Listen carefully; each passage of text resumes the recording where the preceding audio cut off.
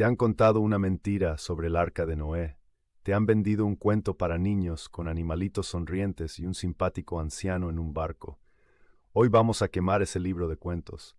Vamos a pulverizar esa versión superficial y vamos a desenterrar la verdad terrible, gloriosa y profundamente católica que se esconde a plena vista en el libro del Génesis. Hermanos, la historia del diluvio universal no es una fábula. Es un eco, un recuerdo grabado a fuego en la memoria de la humanidad. Y lo que es más importante, es una de las profecías vivientes más poderosas de toda la Biblia. Es un evento que prefigura con una precisión escalofriante la cruz, el bautismo y la única arca de salvación que Dios nos ha dado en medio del diluvio de nuestro propio tiempo, la Santa Iglesia Católica. Hoy vamos a hacer una exégesis de batalla. Vamos a caminar juntos por ese mundo antiguo y corrupto. Vamos a sentir la soledad y la fe de Noé. Vamos a escuchar el rugido de las aguas del juicio.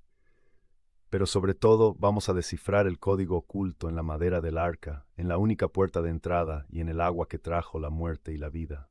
Prepárense, porque esta no es la historia que aprendieron en la escuela dominical. Esta es la verdad, y es una verdad que los enemigos de la Iglesia jamás podrán entender.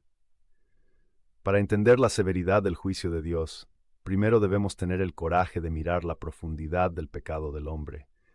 La Biblia en Génesis capítulo 6 no nos da una descripción sutil, nos da un diagnóstico brutal. Y vio Jehová que la maldad de los hombres era mucha en la tierra, y que todo designio de los pensamientos del corazón de ellos era de continuo solamente el mal. Esto describe una civilización que se había podrido desde adentro, y aquí es donde el ateo lanza su primer ataque. ¿Lo ves? Tu Dios es un monstruo de ira. ¡Qué ceguera tan profunda! Justo después, la Biblia nos da una de las frases más desgarradoras. Y se arrepintió Jehová de haber hecho hombre en la tierra, y le dolió en su corazón. El diluvio no nació de la ira fría. Nació del corazón roto de un padre que ve a sus hijos destruyéndose a sí mismos. El diluvio fue una amputación cósmica, una cirugía divina para salvar a la humanidad de su propia autodestrucción. Pero en medio de esa oscuridad, Noé halló gracia ante los ojos de Jehová. Noé, un hombre, justo, perfecto y con Dios caminó. Y a este hombre, Dios le da una orden que, para la lógica del mundo, es una locura absoluta: construir un arca gigantesca en tierra seca. Durante 120 años, mientras construía, Noé fue un pregonero de justicia. Imaginen las burlas. Miren al viejo loco de Noé, construyendo un zoológico flotante. Imaginen a sus vecinos Roll. La fe de Noé nos desafía a todos. Y aquí, hermanos, es donde el código oculto comienza a revelarse. El arca no es solo un barco, es una profecía, es la prefiguración de la Santa Iglesia Católica. La madera del arca es la madera de la cruz. La única puerta es Cristo, la puerta de la Iglesia. La brea, kofer en hebreo, es la misma raíz para expiación, prefigurando la sangre de Cristo. Y el punto que pulveriza la teología protestante: había una sola arca, no había una flotilla de barcos. No había arca bautista, arca pentecostal, arca no denominacional, había una arca. O estabas dentro o te ahogabas. La arrogancia del protestantismo, con sus 45,000 arcas diferentes, se pulveriza ante la simplicidad del plan de Dios. Cristo fundó una iglesia, y esa iglesia es el arca. Pero hermanos, quiero que nos detengamos aquí, en la soledad de Noé, porque su batalla no fue solo contra las burlas del mundo, fue sin duda una batalla interna.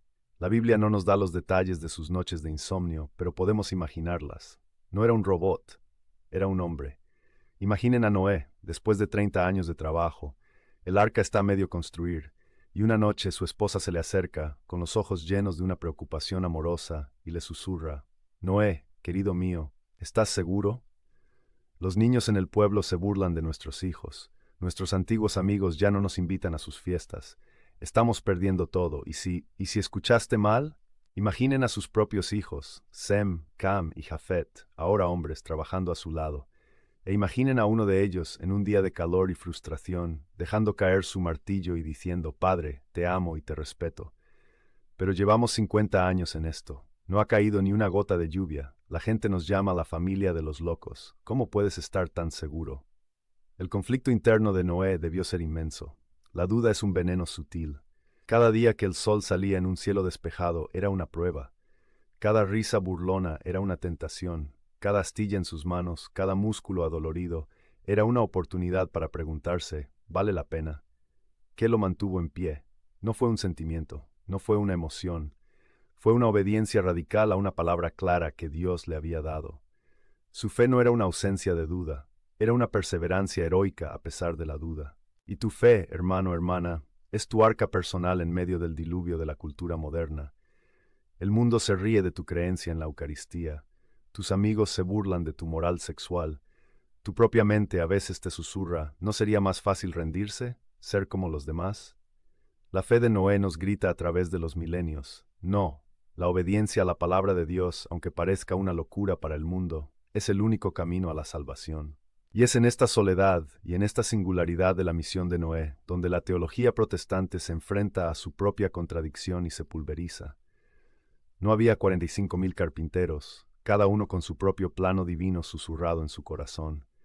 No había una flotilla de la salvación, donde cada familia construía el barco que le parecía mejor. Imaginen el absurdo. Imaginen que el vecino de Noé, un hombre sincero y piadoso, le hubiera dicho: Noé, respeto tu visión, pero he orado y siento en mi corazón que a Dios le gustan los barcos redondos, así que construiré mi propia arca redonda.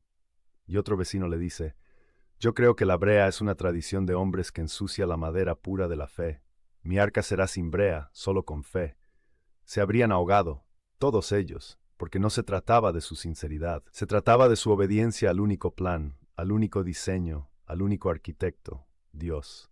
El protestantismo, con su principio de sola escritura, le ha dicho a cada hombre: tú eres tu propio Noé. Toma la madera de la Biblia y construye el arca que el Espíritu te diga. Y el resultado es el caos.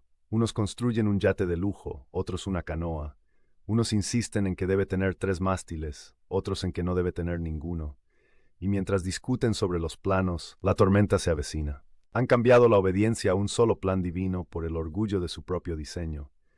Han olvidado que Cristo no nos dio un manual de construcción de barcos, nos dio un arca ya construida, la iglesia, y nos dijo: entren. Y entonces llega el día. Dios le dice a Noé: entra tú y toda tu casa en el arca. Los animales entran. Y Génesis 7:16 nos dice algo terrible y maravilloso. Y Jehová le cerró la puerta. Imaginen ese momento, el sonido de un cerrojo divino. Están a salvo, pero también están atrapados. Su destino está ahora completamente fuera de sus manos. Y afuera el sol todavía brilla. Durante 7 días no pasó nada. Imaginen la prueba de fe. Y entonces al 7º día comenzó. Fueron rotas todas las fuentes del grande abismo, y las cataratas de los cielos fueron abiertas. El agua no solo caía de arriba, brotaba de las profundidades. Era el caos reclamando la creación. No podemos ni imaginar el terror de los que estaban afuera, los gritos, los golpes contra el casco del arca, suplicando, hasta que sus voces fueron silenciadas una por una. Durante 40 días y 40 noches llovió, pero el agua prevaleció 150 días. Y aquí es donde la tipología se vuelve aún más profunda. San Pedro en su primera carta, capítulo 3, nos da la clave inspirada.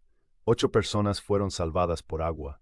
El bautismo que corresponde a esto ahora os salva. El bautismo, el agua del diluvio que trajo la muerte al mundo del pecado, fue el mismo instrumento que salvó a Noé.